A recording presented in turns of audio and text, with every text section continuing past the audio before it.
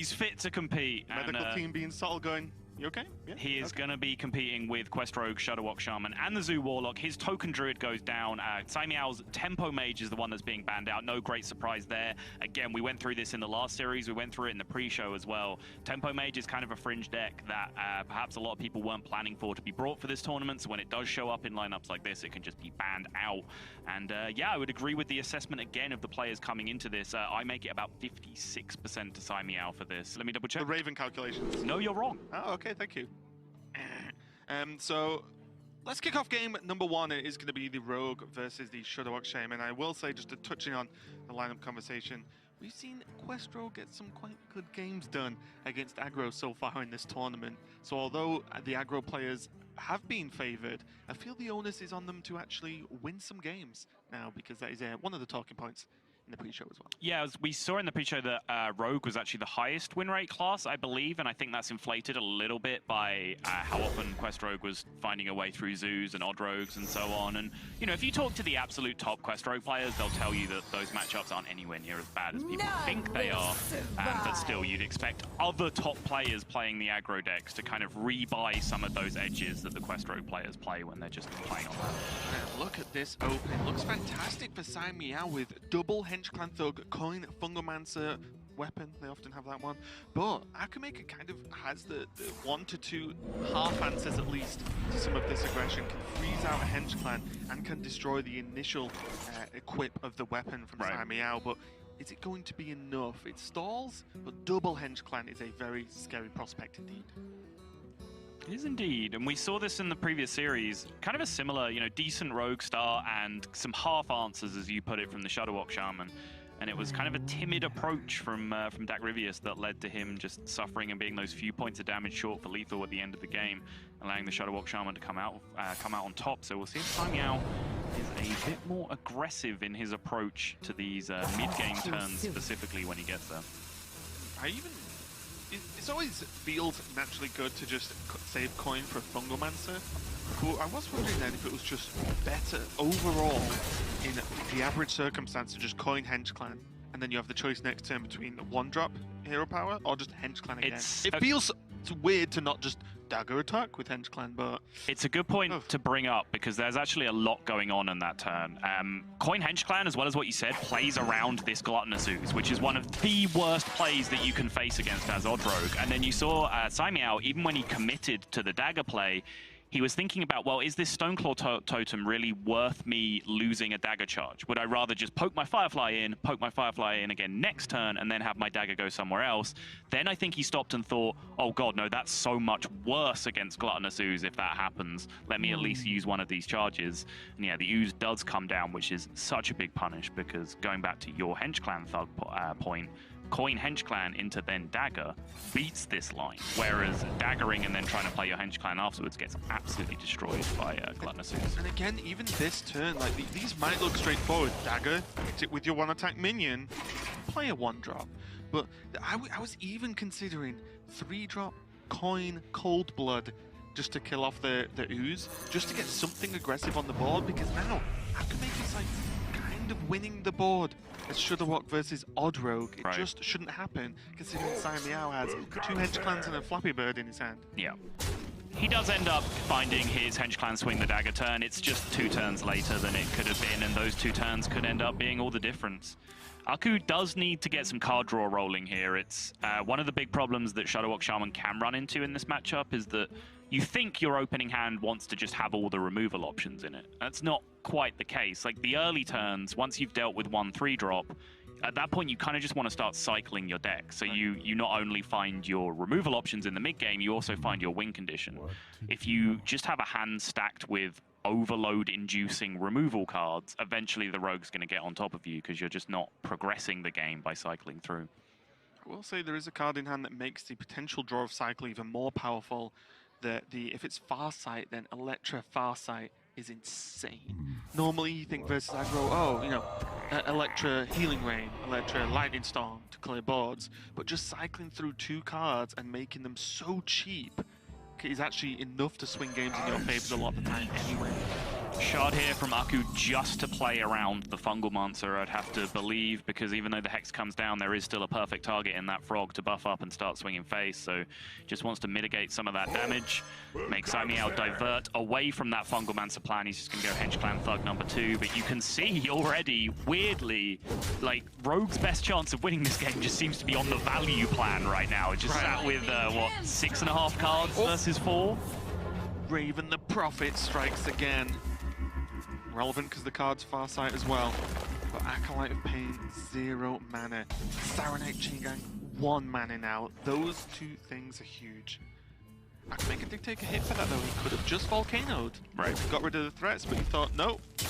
I'll take this turn, see what I draw, and move on from them, as Volcano is extremely likely to clear off whatever board that CaiMiao makes this turn. CaiMiao's just jamming. I like that is 12 health on board. He knows this is a Volcano clear. I think the board is good enough to force the Volcano anyway, but he jams the Cold Blood anyway just to commit it. And as I counted the 12, Aku calculates very quickly. He can add 3 to that and get the perfect Acolyte Volcano clear for 15 total health on this board. Wow, can even drop a Kaliseth even without having that Chain Gang in hand. The Kaliseth draw was really nice there. Wonder if it's worth it though. Do you gain more by just getting the Chain Gang down now? Yeah, that would be my question as well, and I think that's what Aku just took pause. He was reaching for the Kaliseth and he was thinking, okay, what happens if I don't play a taunt this turn? And you know, CaiMiao just like swings a bunch of damage at my face, but he's staring at Healing Rain in his hand. He can block damage later with Saronite Chain Gang if he gets into range of Leroy Lethal, so I think just the mana efficient play makes sense.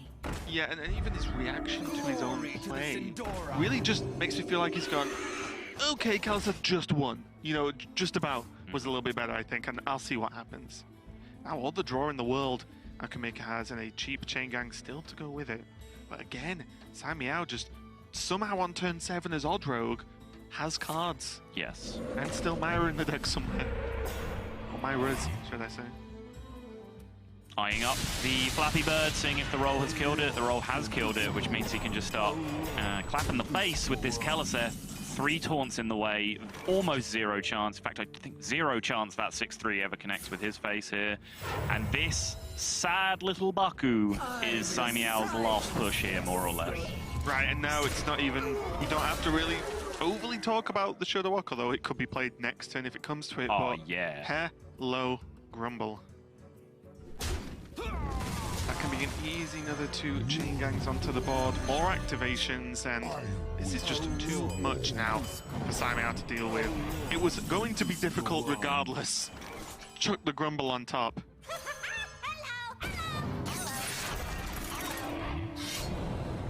Giggs is a good card. I don't think it's good enough in this circumstance. No MCT in his Shadow Walk yet. He does have Glacial Shard in there. But it is a lot of damage to be facing down. I don't think he's played a Life Drinker yet, so he doesn't have the inevitability that comes from it just yet. No, he did. He did? He played 1, right? Okay. I'll take your word for it. I think. Well, now, give me doubt. I thought he did.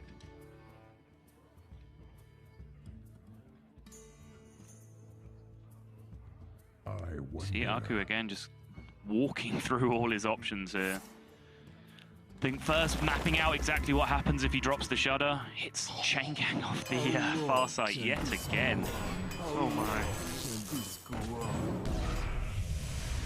This Stoneclaw being able to come back down is actually super clutch for Aku right now. It prevents a lot of damage potentially.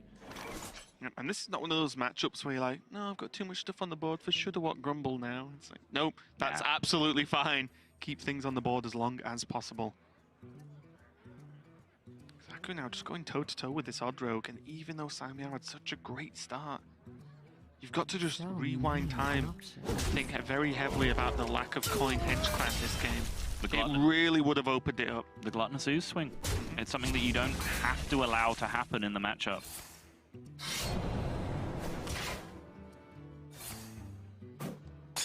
Valspines can get some work done here.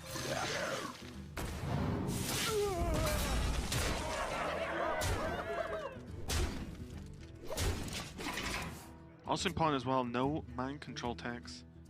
which means there's no flip the board from this Shudder Walk, but I think that means there was 2 Life Drinkers played, right? Yeah. He pulls it back anyway, so he can replay that one regardless. Right. It's going to be game number 1. I mean, he just had easier lethal with Earthshock, trade, and hit phase with the minion that would have saved us all about 45 seconds of our lives. But fine, Aku, be like that. It's fine, we've got all day.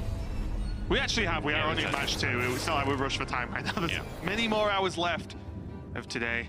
An elimination day, but the darkness of my casting partner for a second. Completely true and relevant as well. Either one works. Both are true.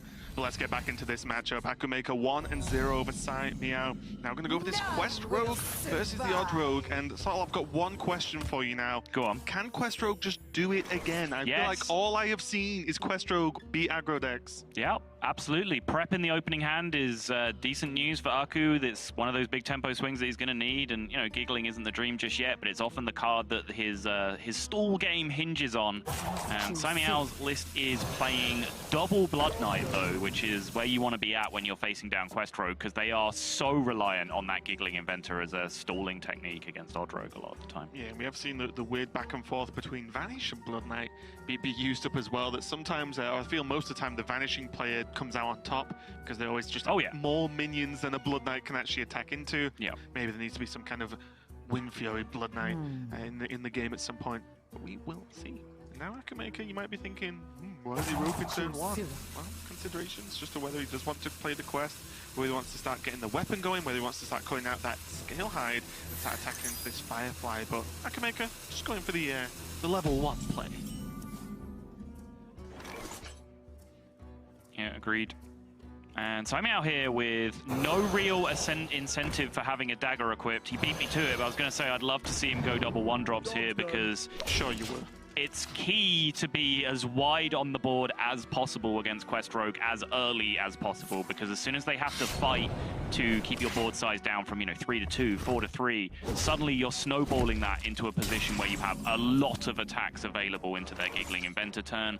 A number of attacks is what really matters when a Giggling comes down, if you don't have the Blood Knight in your hand. Yeah, and power of a certain hero power attack is important as well. As you can see that the Quest Rogue currently does not have the Odd Rogue hero power, which means even these 1-2s are going to be very frustrating to deal with. It'll take multiple turns just to kill one off. Yeah, where's Ostkaka when you need him? Yeah, Ostkaka actually playing Quest Odd Rogue, which terrifies me and excites me at the same time, so...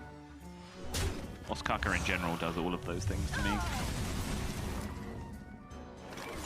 Nice 1-drop to combine with the SI7 agent as well. Peels off this Scale Hide with not much committal into the board that's already been made by CaiMiao.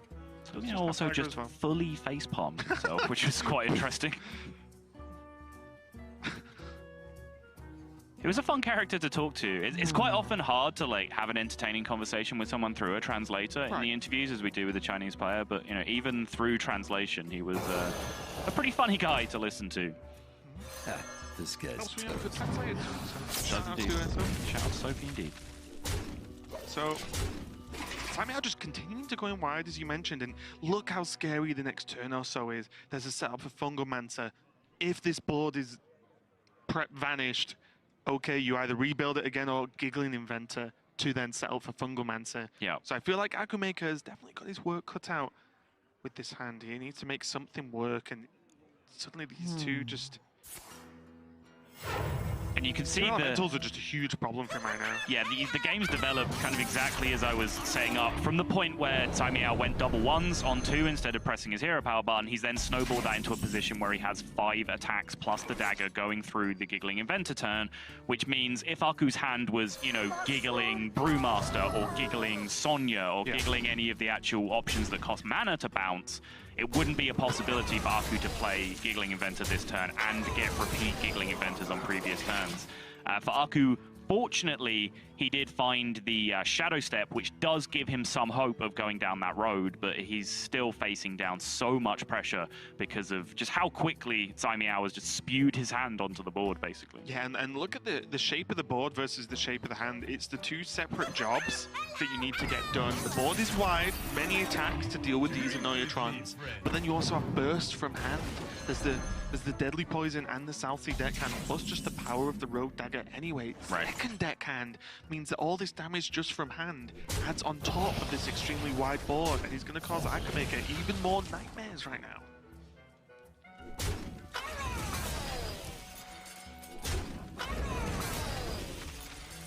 Really close that turn, actually. If he used a deckhand to trade perfectly efficiently the 2 damage into the Annoyatrons and then went face with 4 damage from the Dagger Deadly Poison and the other deckhand, really, really close to just ending the game there. Right. I think Dagger up Deadly Poison seems fine. Get the attack in now, set up the 4 damage for next turn, and then just hold the 2 deckhands. So many options. There's also an argument where if you play a Annoyatron and Deadly Poison this turn, or a deckhand, I guess, you can go in for some damage extra and set up the similar turn, but I don't know if I like just missing the 2 extra damage this turn. My lack of deadly, one way or the other. Oh, Waxy Boy. Those have often been cut from lists. Sottles. I'll start casting Sottle now. He is counting on figures. Yeah, I'm trying to work out. CaiMiao basically has Vanish in mind. Well, he has several things in mind. He has prep fan plays, he has Vanish in his head, and he has the Giggling Inventor that he knows is Akumaker's game plan. So he's trying to simultaneously play around all of those 3 things. So I was sat here in silence trying to count lethal through the 2 Annoyatrons that could come down, lethal through Vanish if that comes down, and lethal through like prep fan with the Giggling Inventor. Right. Which is very hard to do when you have to occasionally say things out loud. It's what I'm here for, friend. I'll cover that. You counting things and I'll just talk about random stuff. Yeah.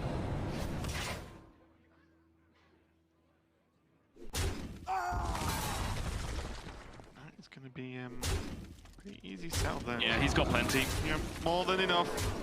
CaiMiao finally proves that an aggro deck can kill Quest Rogue. Somehow. It can be done. It was done, and it is going to even this series up. And a spark of hope for China. CaiMiao actually just does have a solid lineup.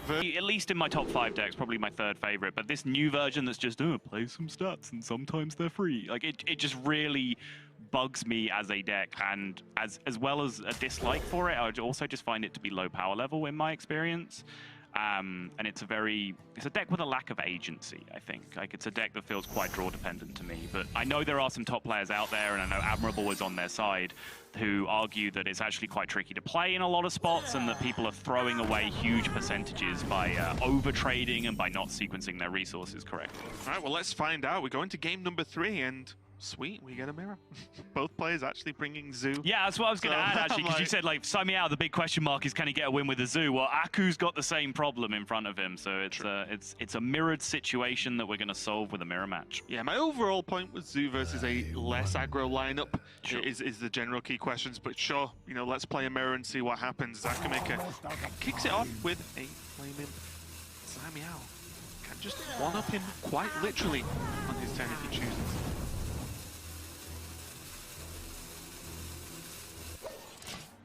Definitely so interesting to me, the heavy impact Fungomancer can have on coin usage.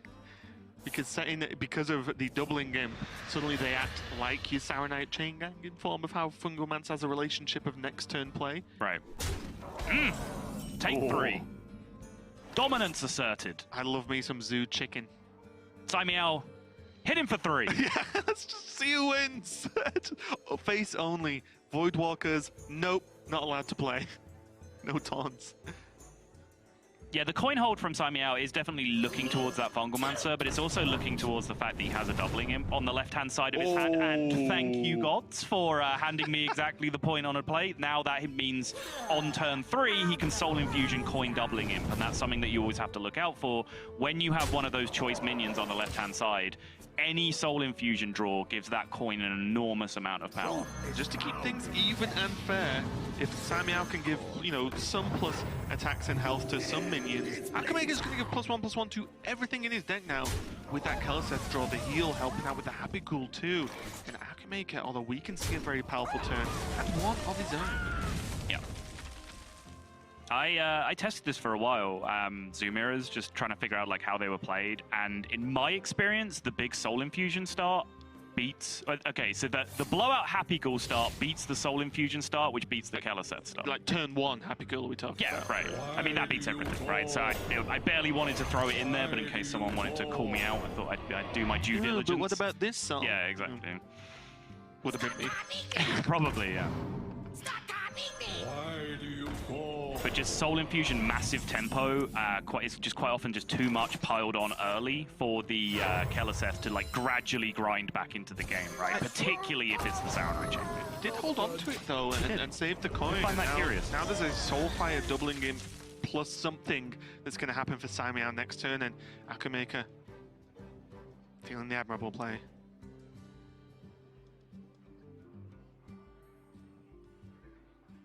Yeah, the Doomguard here would play actually straight into CaiMiao's counter swing here, because assuming the Doomguard would trade into a 3-attack minion, go down to 4. I believe it's still unbuffed, right? It was drawn pre-Keleseth.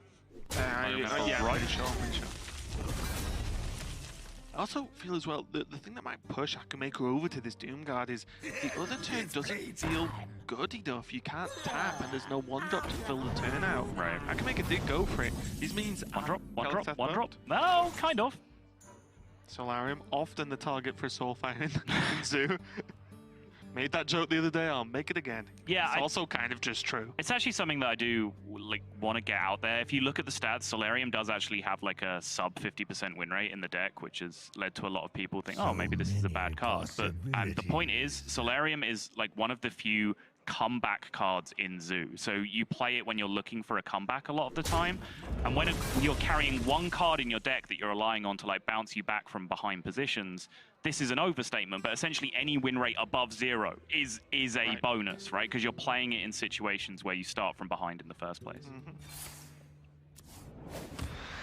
Go for tap. Just with the imps there, and hold on to everything. Not going to try and go for that Soulfire onto a 4-4, just saying, well, okay, you either value trading it to a 2-2 and I push for 8, or you just trade 1-4-4 for another and I have 2 and you have 1. So CaiMiao just deciding that he can just stay ahead, and to be honest, if he didn't Soulfire this turn, then Soulfire feels just as good the turn after and the turn after that in terms of just pushing numbers in your favor in the mirror match. Often is or at least used to be a minimum, a keep in the matchup as well, because you just want that hard tempo swing early on.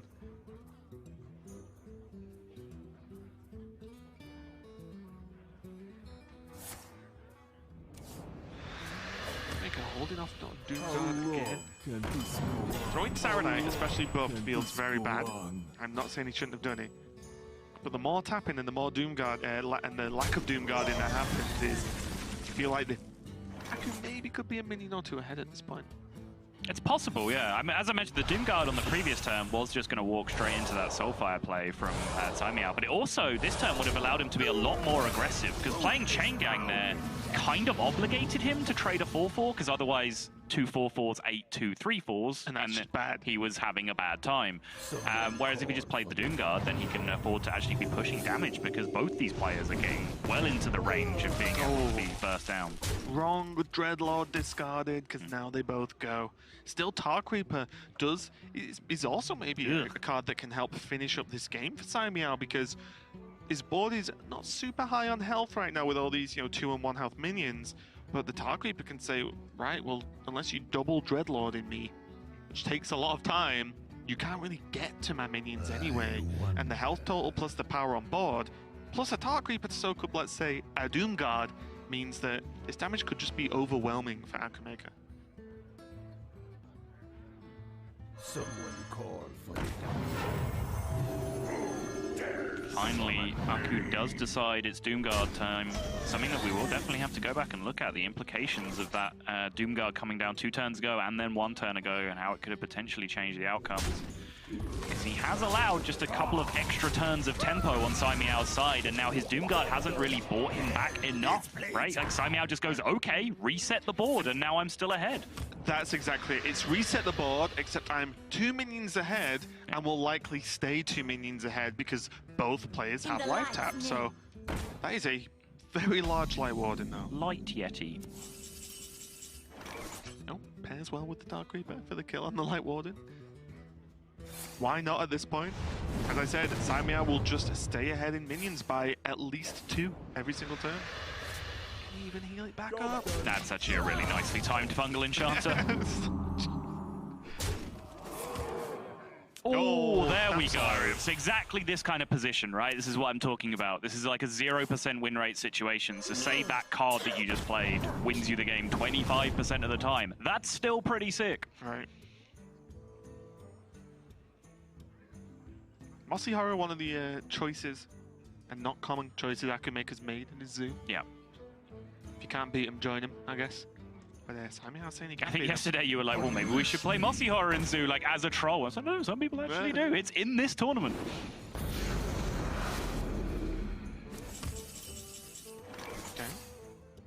Okay. Fine. Well, now we're just being mean. Why is CaiMiao doing this? There's literally lethal on board. It's like, wait. Wait, I don't... This is a point where I'm doubting myself and I can count to 5. Hang on, is 4 + 1 5? Can we just get a ruling? CaiMiao, please! I don't even know. There was no build-up to the end of the game. I was terrible as a caster then, but I genuinely was baffled. I've thrown my pen somewhere. I don't know where it's gone. Following turn. Yeah, and board state is important there because, let's be honest, he was just facing down a Voodoo Doctor, which one Void Walker beats. One Void Lord does also beat it. Potentially. Depends how many happy ghouls you have in your hand. Fair. But, you know, one Void Walker beats it, so why not 2 and then just see what happens, as you said. Flexibility being key, but let's move it on to game number 4. CaiMiao on the Druid and Akumaker on the Quest Rogue. And I think something that I've at least been keeping in mind is that CaiMiao is known as a combo/control deck player. Okay. And a lot of his decks are aggro. So spotting in certain plays like that might even be a natural preference to not just jam in stuff and go in face, right? As maybe some players generally play a little bit more aggressive. CaiMiao might be taking the bigger scope, the wider picture approach. Aku hits the Sonya, keeps the Vanish in the matchup. CaiMiao actually held on to a Nourish of his own, but it has left his hand just a little bit slow until he gets there. And this is not a try and dominate the board with your minions matchup. This is a Quest on 1 matchup all day.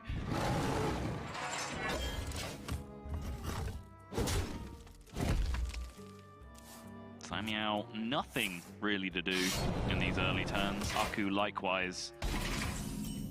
Both of these players will be somewhat content. Aku probably more so. I think the onus is on the Druid in this matchup to have the explosive ramping start and actually start getting through their deck very, very quickly. Because the Quest Rogue is just going to get there eventually. It will happen. You can see Aku is starting already with that Sonya in hand. He's relatively committed to the idea that he's quest completing on a charger, so he just gets that free Brewmaster bounce done while he has the mana available. Right, and something I want to talk about straight away is a perfect draw as well, so thank you, Hearthstone gods. But CaiMiao drawing this Tyrant, he could coin Nourish Tyrant. Do you want to play the Tyrant though because of cards like... He doesn't have coin. Okay, next turn, he can Nourish Tyrant. Yep. Do you want to play the Tyrant though because of cards like Sonya being able to just activate the quest for your opponent? If you don't play minions, they can't kill them off. It's a tough call. Yeah, there's a lot of matchups as well where you can specifically wait for like the branching past Tyrant swing, so you can hide the 4/4 behind, you know, which is like one of the most threatening minions in your deck, Yes. like behind a bunch of 1/5s. Because one thing that is important in this matchup is the Scale Hide's healing can come to an effect, because Druid can last for a while against 4/4s. Yes. And Rogue, not known for its exceptional healing skills, means that if the Maligo's like high damage output is set up and ready to go, well, all the 4/4s in the world don't matter if you were dead. So there's a bit of a cat and mouse game, I would say, in terms of who can pressure the other one the correct way. There is. Crucially, this is just pure Mali Druid from CaiMiao. It's not the Azalina Tog version, which does add just an extra layer of dynamics to the matchup because if you allow them to copy your quest reward, the Crystal Core, that can actually get a little bit messy for you in some spots, although there are plenty of spots of the quest road where you just don't care if that happens. You know, their spreading plague being 4/4s and just trading with your 4/4s is actually better for you sometimes because you can then push through more damage behind that, whereas 1/5s are actually kind of annoying to deal with. But it does add just an extra level of decision making from the rogue side as to whether they want to play into that outcome or not. Right, and of course, you know, I have ultimate vision where I knew Sonya was in hand for Akumaker, but this is what I was talking about, right? Like, if Tyrant wasn't played, is CaiMiao even He has to play it, worse though. position? In this spot, he has to play it because his plan is Florist, right? And he does not want a Florist hitting an Arcane Tyrant. Okay. He just has to get it out of his hand and say, all right, I've got Turbo Mali now. You've quested pretty fast, but I can clear up a board with Mali Swipe, and then you need to deal with that outcome. But with a second Sonya being held back in hand from Aku, that is his answer to a Malagos coming down, because Sonya plus a Charger, 3/4s make the 12 that kills the Dragon. And he's able to clutch out the game at that point because there isn't a flute in hand for a second Mali that can... And most importantly, that's why we see of all the cards, the deck hand trading into the Florist. Is that without doing that, you wouldn't have a Charger in hand for Akumaker. This is just great recognition from Akumaker. He knows that the Florist was played. He knows that the Tyrant was played. So he can piece together that information, get a very good hand read, and say, okay, Malagos is probably in hand. If he Mali swipes me here, I'm really sad if I don't have a Charger in hand. Oh, hey, look, I can get a Charger in my hand right now. Well, that's a scary insight into Akumaker's mind right there, so I'm impressed with your mind reading skills. He also has one thought, which is, my head really hurts right now. Yeah, I told the casters I was fine, but I'm not. I'm not sure how much that headbutt actually caused pain to him. It was more like he was trying to brush off the shame at what had happened. And like, I think it was quite embarrassing. there was the look around the room of how many people saw that. Answer, all of us. Everyone. But this Nourish being used for draw now. And Alex Straza is available, but not really the most impactful thing I feel in this matchup unless you've already very safe, because Alex Straza is just an expensive card when it's not been reduced by the Florist. And you can't just say, oh, 9 mana pass, Right. I am dead, or my opponent's healed, or Alex Straza is dead anyway. It's just too slow to deal with, so I think CaiMiao is very heavily on this Malagos plan.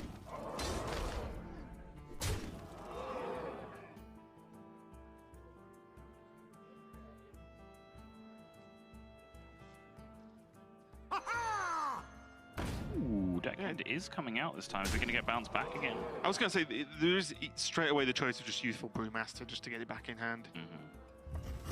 But I do think it's reasonable because Akumaker probably just thinks, well, actually, I just want to win. Right. I don't have to deal with any crazy turns if I just kill him. Right. And at the moment, CaiMiao doesn't have many answers. The Spreading Plague is there, though.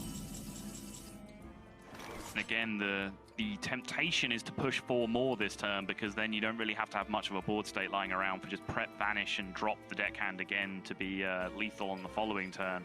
Mimic Pulp can provide you with more options as well, but he just understands how insane that potential Malagos swing turn is. But this is why CaiMiao is not committing to the Malagos swing turn, because he knows exactly the contents of Aku's hand, or at least the relevant cards, right? The Sonya was copied, Yes. he knows it's there. The deckhand was bounced, he knows it's there. So CaiMiao knows if he throws away his Mali now, he's kind of just left without a win condition, because there's no floop in hand to use as a second copy. So he's having to scramble to find, like, maybe even the full 30 damage OTK, like, survive to that point. Right, and that's the hard question, right? Because yeah, there's Plague, but also there's just a lot of minions anyway. Plague is very likely to be played this turn, mainly because that second swipe as well means that Mali swipe Moonfire is available if there's any kind of push that's been pieced together. You see how quickly this matchup can change though, because say there was a Twig equip this game, and then there's this turn, or it would just be like Alex, and then this turn with Alex, and then just Mali kill. Right. Because you're very unlikely to be killed through those Spreading Plagues. But with no way to actually get that damage down, Akumaker's still sitting pretty at 28 health. Oh. trying to work out. Bye, minions. Prep Mimic Pod into Fan of Knives ended up being lethal there. I don't think you have enough mana after you vanish everything back to your hand to like Deckhand, Brewmaster, do everything you need to do. No, I think it's a little bit too expensive. Still edging his way towards the win here. Just off the back of this Deckhand, and CaiMiao, arms go behind the head, just lay back thinking, right, what now? Because unfortunately for him, he's also going to bear the card next turn. Yeah, so, and very unfortunately for him, he needs a top-decked Moonfire right now to win the game, and that's not possible with a handful of 10 cards.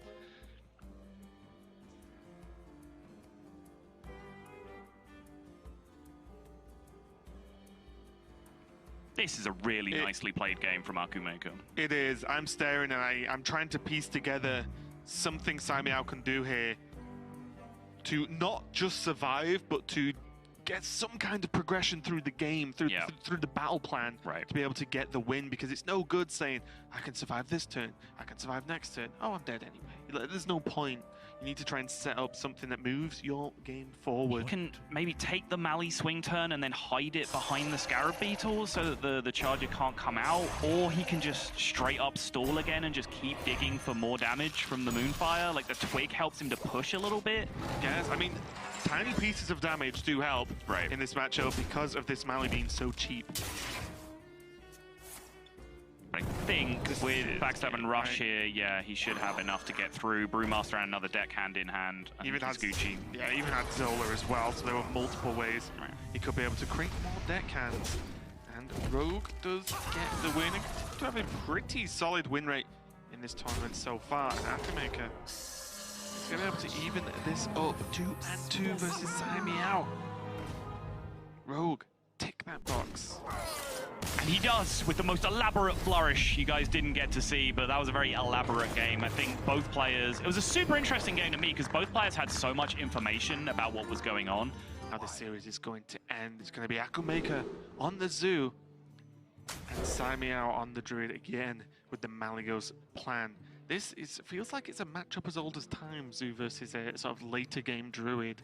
But how does it look at the moment with these decks? I think Zoo is a favorite. The amount that it's a favorite kind of varies from list to list. CaiMiao is playing Starfall in his deck, which is a big win. He's playing one Mind Control tech, which is a big win. He's playing Ferocious Howl, which is a big win.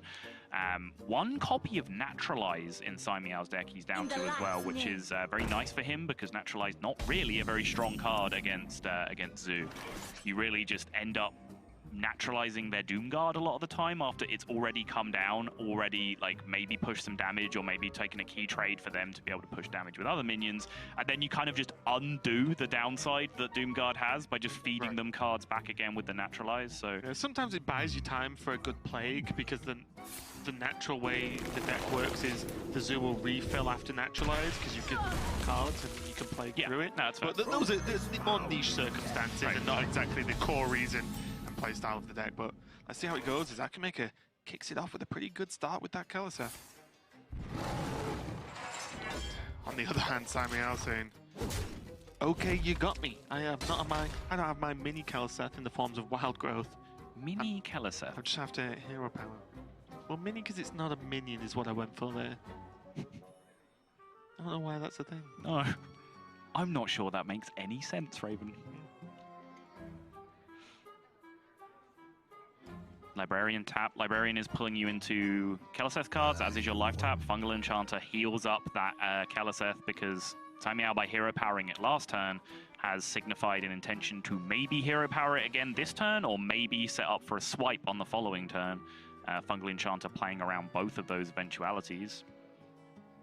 Yeah, I think I like Fungal overall, for me personally. I think it also just puts a good amount of power onto the board. Oh, the Mossy Horror pickup from Aku. Sorry to talk over you there, but it's such a huge pickup because Spreading Plague is such a massive card in the matchup. We saw yesterday, I believe it was Tyler's series, where he just got over the line with the Druid in this matchup because of how much time he bought himself with Spreading Plague, eventually setting up for a double swipe, which was just nuclear to the Zoo's chances of winning the game. Now with Mossy in hand, Aku is not going to be having to deal with any of that nonsense, especially because CaiMiao's not ramping ahead to the point where Spreading Plague can come down too early. Right, and I wonder now with Akumaker's hand with that Soul Infusion pickup, and with the Saranite Chain Gang being 1 minion across from the far left, do you hold on?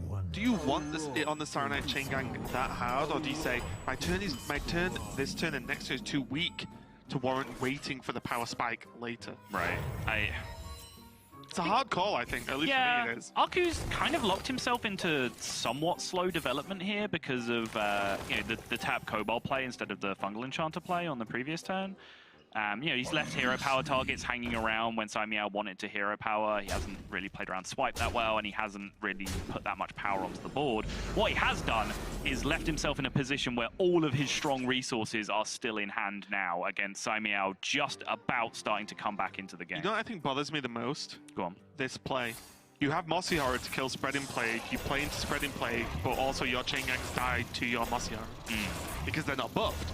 So you could have just played other minions like the Fungal Enchanter.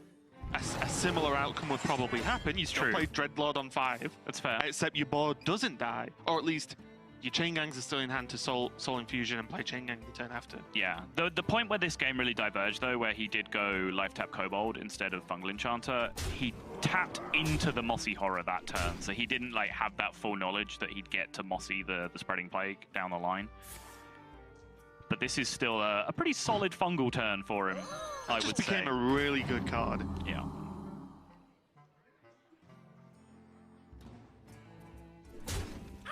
It definitely feels like from that point, the game is being played out in a very awkward fashion. In the, my opponent's played my zoo board. I don't want to clear it off that well, you know. And we saw this yesterday as well, the healing for 0 on a minion as opposed to healing for 2 on your own face, just to make sure that you don't go to full health and you have that heal activator available for if you get a Light Warden or Happy Ghoul or anything else in the future. Seems dumb, right? It's just, I'm just gonna keep my health lower than I could be against the combo burn damage deck. Like, yeah, that's just not a factor. It's just not how the matchup works. They're not going to full combo you, and if they are, that does 30 anyway, so who cares? Engaging TC-130. So what's the steal? Oh! That's a ding. Yeah. 6-6 stolen. I think the Dreadlord might overall be worked out a little bit stronger than the 6-6, but still, that is not a bad outcome considering what else was left on the board. So I'm going to be used to clear up some of these minions as well, and that means it's just a Dreadlord facing down this board. A little bit unfortunate that the Tyrant's going to be susceptible to the 1 damage clear, but still, definitely not a bad outcome for CaiMiao, because not only does he have UI with a very low size hand, he also has Malfurion, which is the MVP against any aggro deck. Doomguard's 6 right now, so if he mossies and pushes, he's down. CaiMiao's down to 14. He's not developing a board alongside that. The Mossy Horror itself is 3 more. His whole board gets traded down. Yeah, the straight up face plan just doesn't really present any outs for Aku, so he just has to tap there and look for some more options. Now Mossy ends up being discarded, and CaiMiao is just into UI country now. And also, the Enchanter lives through the trade with the Dreadlord. That is, frankly, a lot of damage sticking around on the board. Head in his hands, I feel for him, but I think this is the moment where he just realizes he's had the door slammed shut on him. There is not a lot to do. Hello? Magical things. What is this Floop doing? There's the concede anyway. We can see in the top part of the hand. We apologize for the slight freeze, but it was at the end of the game, and Akumaker concedes to CaiMiao, who finally gets a win for China in this tournament. Yep. There must be a multiple sighs of relief, not only for himself, but for his representation of China. Where's CNHS #1 guy in the crowd? Right about now.